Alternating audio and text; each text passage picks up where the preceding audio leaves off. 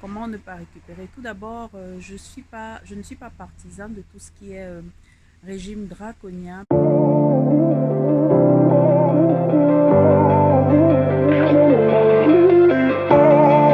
Bonjour, bonjour, bonjour tout le monde. J'espère que c'est la grande forme pour tout le monde. Je dis merci à toutes les personnes qui me suivent depuis un moment et bienvenue à toutes les nouvelles. Ça fait un moment que je n'ai pas fait de vidéo. Je tiens à m'excuser pour cela. Ce n'était pas la grande forme et vous savez tous que je suis très accro à tout ce qui est énergie et lorsque ça ne va pas, je ne souhaite pas venir vous déverser cette mauvaise énergie au niveau de la communauté. Mais je vous rassure tout de suite, tout va bien, tout est rentré dans l'ordre, ça va beaucoup mieux. Et voilà, je suis d'appoint pour pouvoir continuer à partager parce que vous savez que moi, c'est la bonne humeur, la bonne humeur, la bonne humeur uniquement que je souhaite dégager. Qui est très à l'écoute de son corps et lorsque le corps réclame du repos, il est important d'en avoir. Donc le repos a été plus ou moins obligé. Donc je toussais, je ne pouvais pas parler, donc il était impossible pour moi de faire de vidéos. J'espère que à votre niveau, tout va bien. Donc, je dis merci à toutes les nouvelles personnes qui ont rejoint la communauté, malgré l'absence, malgré le silence. Bienvenue, bienvenue, bienvenue. Et merci une fois de plus également à tous les anciens. Donc, nous allons reprendre comme d'habitude. Et aujourd'hui, je vais parler de comment se maintenir. Parce que c'est une question qui revient tout le temps. Comment se maintenir après la perte?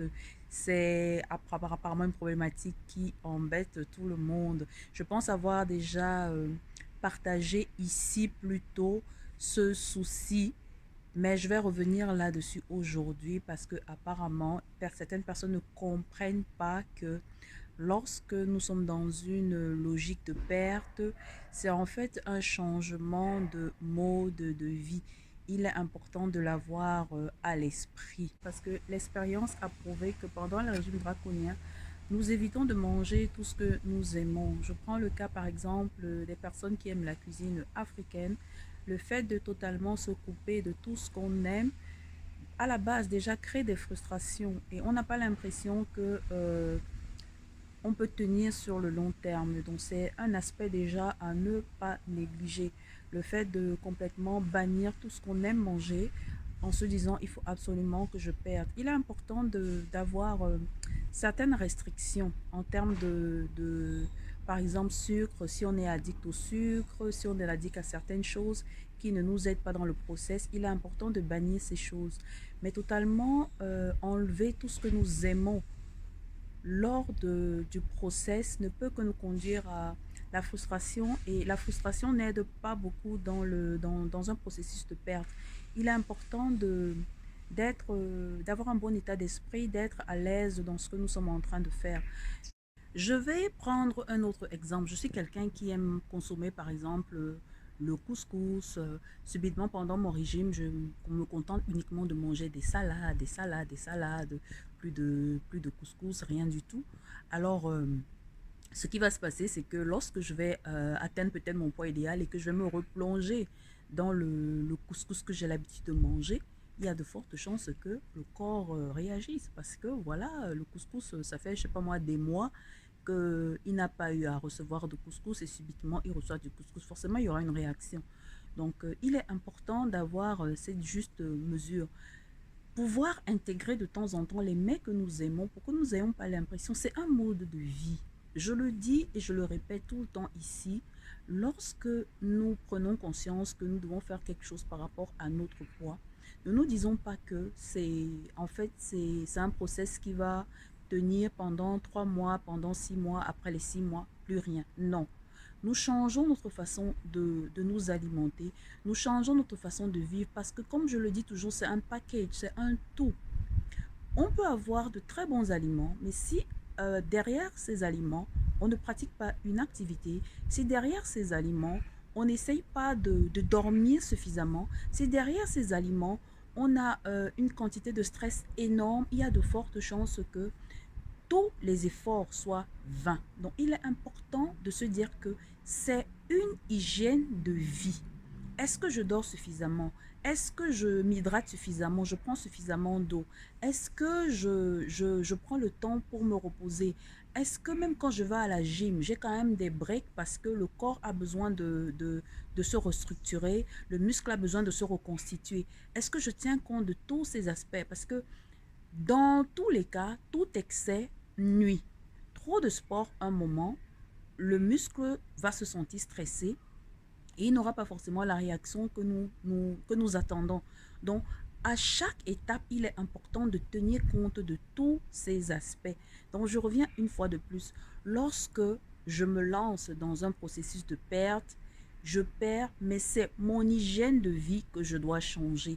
Et je dois me mettre à l'esprit que c'est sur le long terme. Si désormais je mange plus de légumes, je dois me dire que désormais je mange plus de légumes pour la vie. Ce n'est pas pendant 3 mois, ce n'est pas pendant 6 mois. Je ne dois pas commencer à manger les légumes, les salades pendant 3 mois et le moment venu tout abandonner et me replonger dans tout ce qui est euh, carbohydrate, tout ce qui est glucides à l'excès, ainsi de suite. Donc, il est important d'avoir cela à l'esprit. C'est un changement graduel. C'est pour ça qu'il est conseillé de supprimer au fur et à mesure pour ne pas ressentir la carence, pour ne pas ressentir totalement l'absence de certaines choses. Et il est important de se dire que pour avoir un équilibre, pour avoir une balance, même pour la santé, nous devons avoir tous ces éléments. Nous devons avoir des protéines, nous devons avoir des glucides, nous devons avoir des lipides, nous devons avoir des vitamines, nous devons avoir des minéraux. Il n'est pas question de supprimer totalement certaines choses. C'est vrai que par rapport aux étapes, il y a des moments où nous devons supprimer certaines choses pour nous habituer peut-être à certains goûts, pour que l'organisme puise dans les réserves. C'est important de ne pas mettre sa santé en danger parce que on a telle carence en tel élément ou tel autre. Donc, c'est important d'avoir cette mesure. Donc, j'espère avoir répondu une fois de plus à cette question qui revient tout le temps, comment se maintenir. Je viens te dire aujourd'hui que tu as l'intention d'entamer un process. Tu es déjà dans ton process. Ne te dis pas que je le fais pendant 3 mois. Ne te dis pas que parce que je veux rentrer dans ma robe de mariée, je vais suivre mon programme et une fois que le mariage est terminé, je laisse tomber. Dis-toi que tu vas commencer à prendre du poids une fois que tu te retrouves dans ton mariage. Tu te dis, j'ai entamé mon process pendant les 3 mois, j'y vais peut-être à fond, mais c'est pour la vie. C'est pour la vie. Donc, voilà, je t'encourage. Tu as peut-être l'intention de te lancer ou bien tu es déjà lancé. Je t'encourage à te dire que le jour où tu as envie de quelque chose, essaie de prendre ce dont tu as envie en petite quantité. Ça va éviter que tu sois frustré et que tu te retrouves en train de, le jour où tu veux consommer en trop grande quantité. Ce n'est pas nécessaire de complètement tout bannir. Tenir sur le long terme n'est pas possible. Personne ne souhaite être sous régime en permanence. La vie est là pour être, nous devons pouvoir savourer les petits plaisirs de la vie. Donc, être en permanence sous régime, c'est une pression qu'on se met qui n'a pas de sens. Pratiquer une activité physique pour se maintenir, pour avoir la latitude de faire quelques écarts de temps en temps, c'est ça qui est plus important. Marcher, danser, ainsi de suite. Donc voilà le partage que j'ai voulu faire aujourd'hui. J'espère avoir répondu une fois de plus à ta question, comment te maintenir. Tu te maintiens simplement en ayant une activité physique, en maîtrisant tes quantités, mais de grâce, il ne faut pas tout bannir de ton alimentation. Donc, je t'encourage dans ton procès, je te fais de gros bisous et si jamais tu as du mal ou bien quoi, je t'invite à rejoindre la communauté parce que oui, j'ai une communauté où je partage des conseils, des astuces. Donc, je t'invite en barre de description de rejoindre la communauté. Si tu as besoin d'aide, je serai là pour t'accompagner volontiers.